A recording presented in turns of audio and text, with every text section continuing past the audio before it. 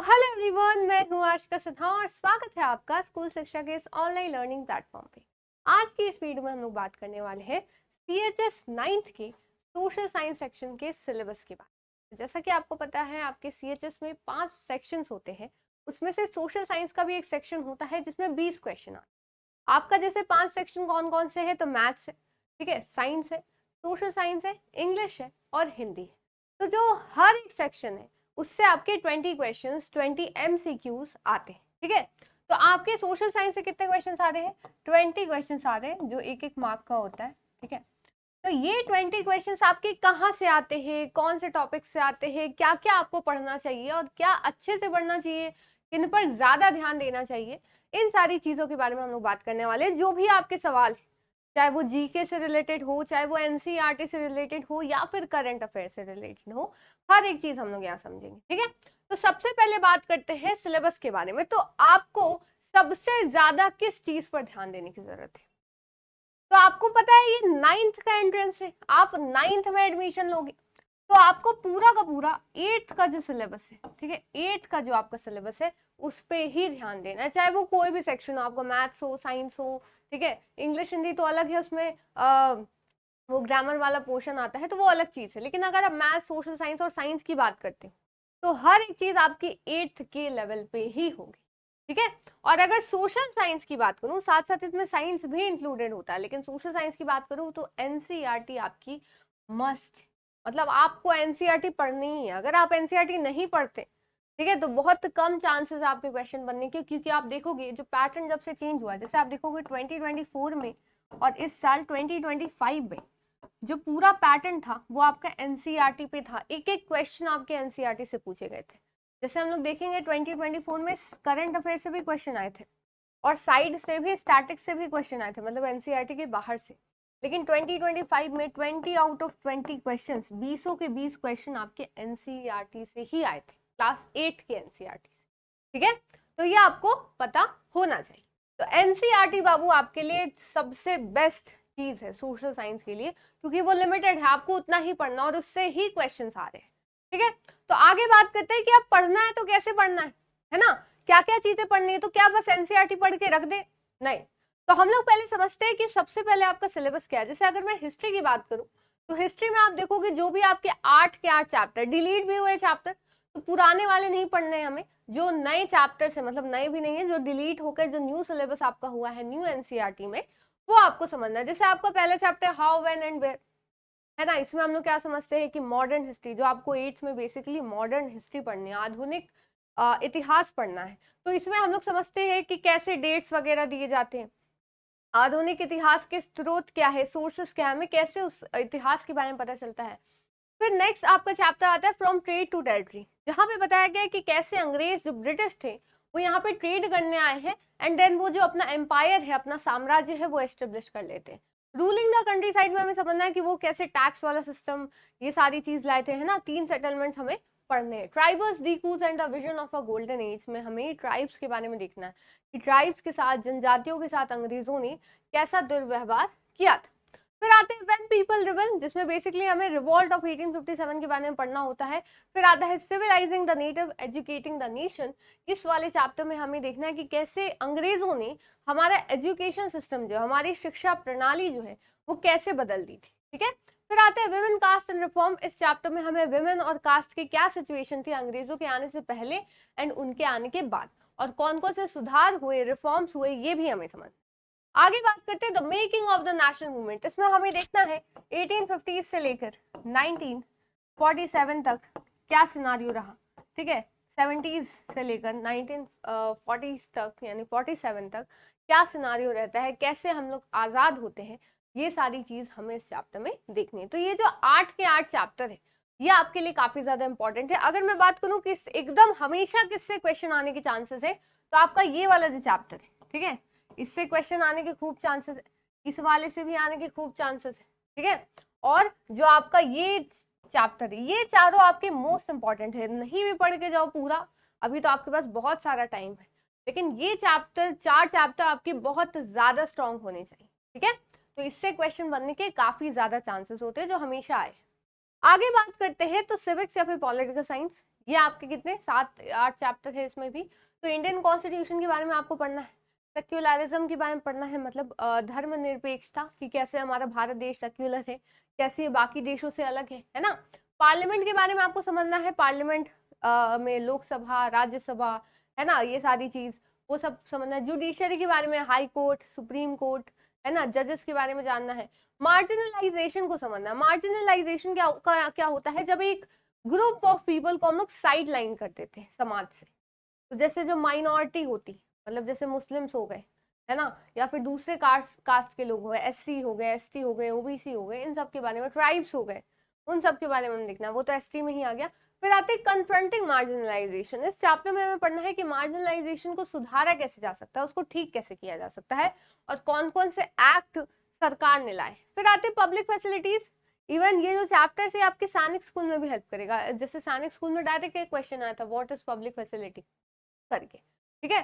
तो ये पूरा चैप्टर है, आपको बताया गया है कि सरकार ने, पब्लिक फैसिलिटी मतलब वही होता है जो भी फैसिलिटी सरकार हमें देती है, गवर्नमेंट हमें देती है, जैसे बस हो गया, ठीक है, रेलवेज हो गए, ये सारी चीज हमारी पब्लिक फैसिलिटीज, हॉस्पिटल, स्कूल्स, ठीक है, गवर्नमेंट वाले वो आते।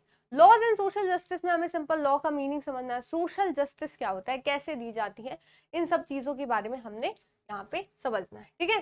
तो ये आपका पूरा सिविक्स का चैप्टर हो गया। आगे बात करते हैं बाबू ज्योग्राफी की। तो ज्योग्राफी में आपके 5 ही चैप्टर है, resources, land, soil, water, natural vegetation and wild life resources, ठीक है, एग्रीकल्चर, इंडस्ट्रीज और ह्यूमन रिसोर्सेस, ठीक है। इसमें सारे चैप्टर आपके इंपॉर्टेंट है, 5 ही है, लेकिन ये 2 चैप्टर से आपके हमेशा क्वेश्चन आते हैं, एग्रीकल्चर और इंडस्ट्रीज से हमेशा के हमेशा आपके क्वेश्चन आते हैं। तो आपको इसको अच्छे से पढ़ना है, अच्छे से समझना है, ठीक है। आगे बात करते हैं बाकी।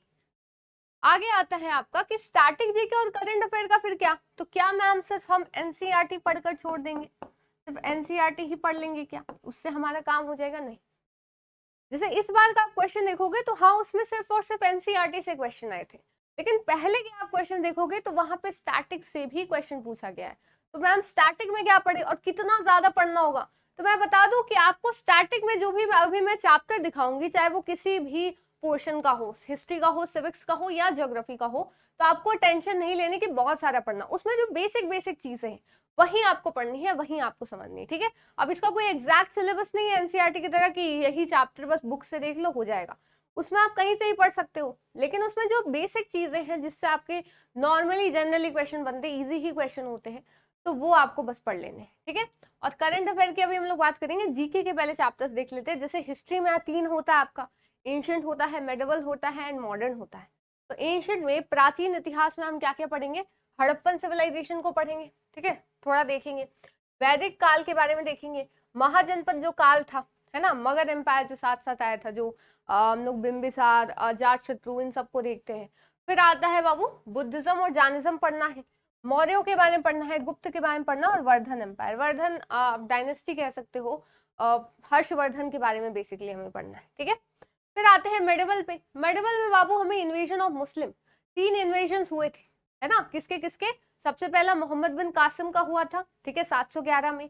फिर कौन आता है, गजनी आता है, 17 बार आता है, ठीक है। फिर गौरी आता है, तो यहाँ पे शासन वो तो नहीं करता, उसका गुलाम जो है वो शासन करना शुरू करता है, और वहीं से दिल्ली सल्तनत की शुरुआत होती है। दिल्ली सल्तनत में भी आपके 5 वंश है ना, गुलाम वंश है, खिलजी वंश है, तुगलक है, सैयद है और लोधी। तो 5 वंश को आपको पढ़ना होगा।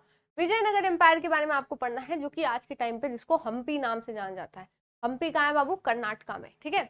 मुगल एम्पायर आपको पूरा पढ़ना है, लेटर मुगल्स को नहीं पढ़ना, सिर्फ जो 5 आपके 5 से आगे के थे, जैसे बाबर, हुमायूं, अकबर, जहांगीर, शाहजहां, औरंगजेब, उनको ही समझना है। फिर मराठा के बारे में पढ़ना है, छत्रपति शिवाजी महाराज के बारे में, ठीक है, संभाजी महाराज के बारे में, उनका एडमिनिस्ट्रेशन कैसा था बेसिकली वो पढ़ना है, ठीक है। फिर भक्ति और सूफी आंदोलन जो हुए थे, जो भक्ति संत आए थे, सूफी संत आए थे, कौन कहाँ से थे, बस आपको ये जानना है, ठीक है। फिर आगे आते हैं, आगे मॉडर्न के बारे में। तो मॉडर्न आपको एक्स्ट्रा पढ़ने की कोई जरूरत ही नहीं, क्योंकि आपकी क्लास 8 की पूरी एनसीईआरटी में मॉडर्न हिस्ट्री ही है, आधुनिक इतिहास ही है। तो बाहर से पढ़ने से अच्छा आप एनसीईआरटी उठा के पढ़ लीजिए, आपका 2 चीज सही हो जाएगा, मॉडर्न हिस्ट्री भी प्लस एनसीईआरटी भी आपकी कवर हो जाएगी, ठीक है। अब चलिए आगे चलते हैं, अब आते हैं ज्योग्राफी पे। तो ज्योग्राफी में एक्स्ट्रा हमें क्या पढ़ना होगा, ज्योग्राफी में 2 होती है, एक इंडियन और एक वर्ल्ड।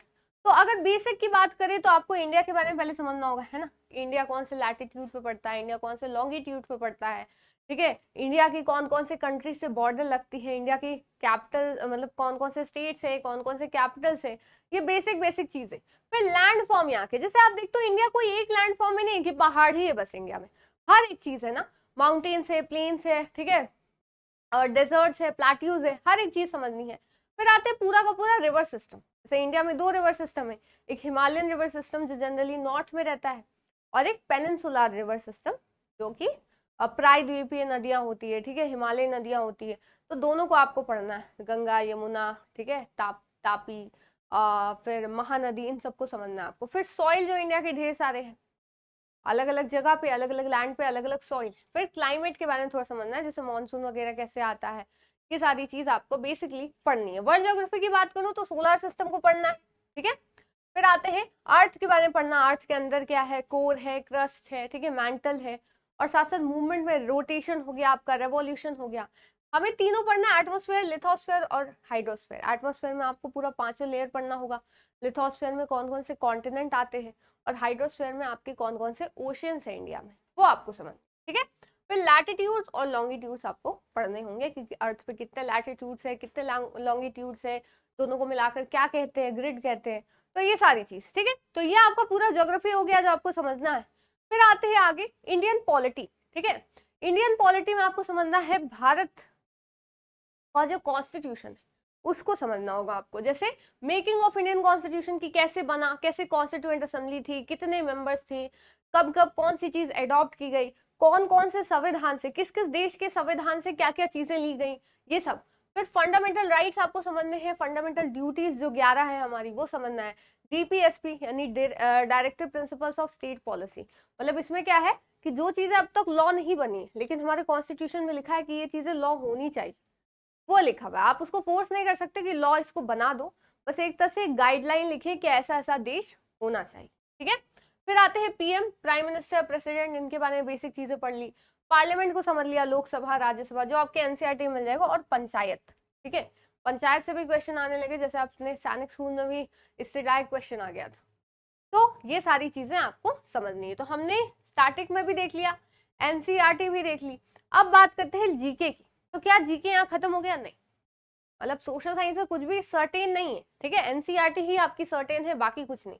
जैसे जीके में और भी कुछ चीजें आते हैं, कंट्री कैपिटल आते हैं, है ना, करेंसी आती है, इंपॉर्टेंट डेज आते हैं, इंपॉर्टेंट पर्सनालिटीज आती हैं, निक नेम्स आते हैं। तो ये सब फिर कहाँ से, है ना, तो ये जीके में ये टॉपिक्स भी आते हैं। और मैं बात करूँ करंट अफेयर की, तो करंट अफेयर आपको डेली पढ़ने की बिल्कुल नीड नहीं, ठीक है, क्योंकि आपको अपना ही यूपीएससी एस्पिरेंट है, नहीं अभी आपको कोई और एग्जामिनेशन इस टाइप का देना है, ठीक है। तो आप पढ़ सकते हो अगर आपको इंटरेस्ट है, तो उसमें मैं रोकूंगी नहीं कि आप पढ़ो ही मत। अगर आपको इंटरेस्ट है, आप आगे का कुछ सोच रहे हो, तो आप पढ़ सकते हो। लेकिन अगर आप इस पर्टिकुलर एग्जाम के लिए पढ़ना चाहते हो, तो डेली पढ़ना, डेली करंट अफेयर में अपना टाइम देना उतना ज्यादा जरूरी नहीं है। अगर आप लास्ट टाइम पे भी, लास्ट के 1 महीने जो पिछले के जो करंट अफेयर्स थे उसको बस देख लेते हो वन लाइनर्स में, ठीक है, या कोई क्लास कर लेते हो, ऐसे जो भी आपको यूट्यूब पे मिले वहां से आप क्लास देख सकते हो, तो उससे आपका टाइम बहुत बचेगा। डेली पढ़ने का कोई फायदा नहीं, उतने डिटेल में आता ही नहीं। इस बार तो करंट अफेयर से आया ही नहीं था, पिछले साल आया था, जैसे उड़ीसा के गवर्नर कौन नए बने, है ना।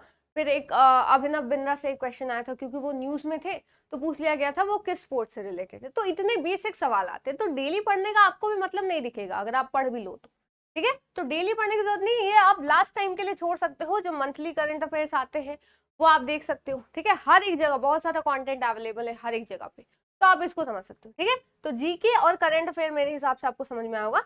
अब बात करते हैं हाउ टू प्रिपेयर, इसको पढ़े कैसे।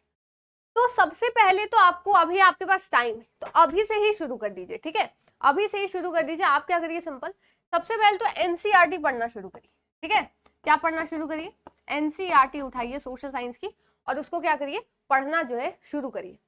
तो आपने पूरी एनसीईआरटी पढ़ ली, फिर आप क्या करोगे, एनसीईआरटी आपने सोशल साइंस की पढ़ ली, अब जो स्टैटिक वाला पार्ट है वो आप एनसीईआरटी के साथ साथ, जैसे अगर आप एनसीईआरटी में हिस्ट्री पढ़ रहे हो तो आप पॉलिटी वाला कुछ पार्ट पढ़ सकते हो, ठीक है, इधर उधर की सारी चीजें पढ़ सकते हो और समझ सकते हो स्टैटिक वाले पार्ट। तो आपको डिटेल में नहीं पढ़ना, मैंने जैसा कहा, जैसे आप अलाउद्दीन खिलजी के पूरी लाइफ के बारे में नहीं पढ़ना, सिंपल उसने कब गद्दी संभाली, कौन कौन सी पॉलिसी लाया था, अब उसके बाद कौन आया, उसका रीजन कब से कब तक था, ठीक है, उसका रीजन कब से कब तक रहा था, ठीक है, ये चीज आपको देखनी है। तो एनसीईआरटी और स्टैटिक वाला पार्ट आपने देख लिया, ठीक है, और करंट अफेयर का तो मैंने बता ही दिया। तो आपको ज्यादा फोकस एनसीईआरटी पे करना है, ठीक है। अब कहाँ से प्रिपेयर करें, ठीक है, तो देखिए कंटेंट की कमी नहीं है, आप जहां से जाओ वहां से आराम से चीजें जो एनसीईआरटी आपको ऑनलाइन भी मिल जाएगी, आप वहां से ही पढ़ सकते हो। लेकिन अगर आप चाहो तो दिए जो नीचे आपको नंबर शो कर रहा होगा, आप उस पर कॉल करके जो है वो हमारा जो कोर्स है वो अभिमन्यु बैच ऑलरेडी लॉन्च हो चुका है, आप उसको ज्वाइन कर सकते हो, जहां पे हम लोग एक एक लाइन एनसीईआरटी की, ठीक है, कोई भी लाइन नहीं छूट रही है, एक एक लाइन हमने एनसीईआरटी की पढ़ी है, और साथ साथ स्टैटिक वाला पार्ट जितना आपके लिए जरूरी है। जैसे ये चीज नहीं है आपके पास कंटेंट की कमी नहीं है, आपको ही पता है, आप कहीं से भी सर्च करोगे आपको हर एक चीज दिल्ली सल्तनत के बारे में, मुगल एम्पायर के बारे में हर एक चीज मिल जाएगी। लेकिन अगर आपको एक स्पेसिफिक चाहिए होता है कि भाई इतना ही मुझे पढ़ना है, क्योंकि फिर उसमें कंफ्यूजन क्रिएट होता है, तो आपको एकदम स्पेसिफिक सर्टेन चीजें चाहिए कि बस इतना पढ़ लिया, इतना टीचर ने समझा दिया, इतना मुझे पढ़ना है, तो वो चीज आपके लिए सही हो जाती है, ठीक है। और करंट अफेयर भी लास्ट में हम लोग करते ही है, तो ये सारी चीज आप ऐसे इसको कर सकते हो, ठीक है। तो उम्मीद है आपको पूरा सिलेबस जो है यहाँ पे समझ में आया होगा। सोशल साइंस का कोई भी डाउट हो, मेरे हिसाब से होगा नहीं, लेकिन कोई भी डाउट हो आपको तो आप कमेंट सेक्शन में पूछ सकते हो, मैं पर्सनली आपको रिप्लाई कर दूंगी, और अगर ज्यादा बच्चों के वो डाउट होंगे तो उस पर वीडियो भी आ जाएगी, ठीक है। तो फिर मिलते हैं नेक्स्ट वीडियो में, चैनल को जरूर से सब्सक्राइब करिएगा ताकि आगे आने वाली वीडियोस, अपडेट्स और स्ट्रैटेजीज आपको मिलती रहे। तो फिर मिलते हैं नेक्स्ट वीडियो में, तब तक के लिए thank you so much, bye bye, जय हिंद, जय भारत।